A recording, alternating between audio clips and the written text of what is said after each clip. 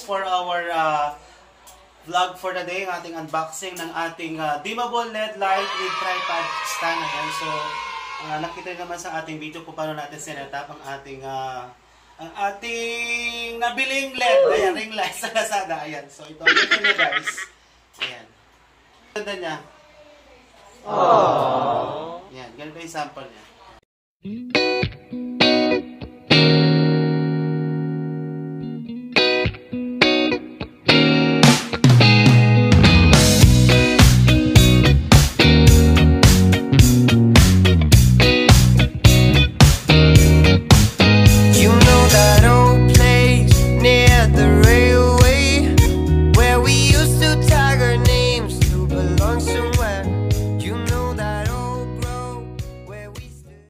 A few inches later.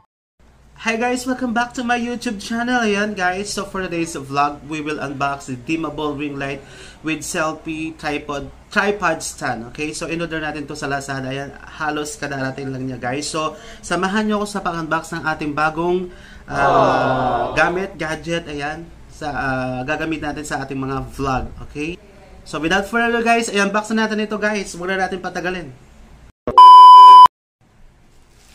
So guys, ito siya, laki. Ayan. So guys, ito siya, oh. Ayan, ang laki, oh. Ayan, ayan. Yung dimmable LED light with tripod stand. Ang laki.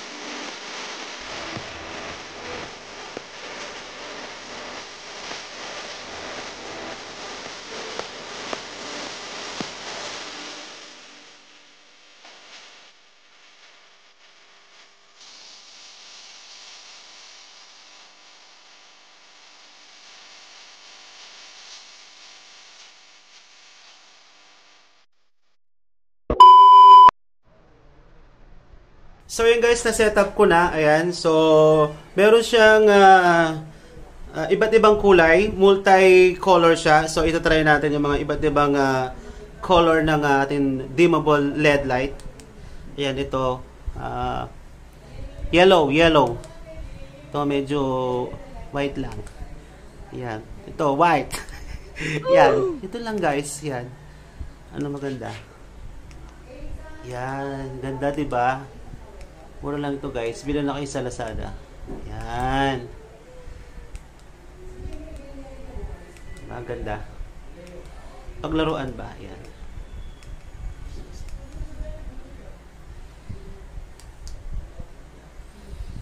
Ganda. Gara. Lazada, thank you very much. Baka naman, sponsor ka na sa akin. Oh.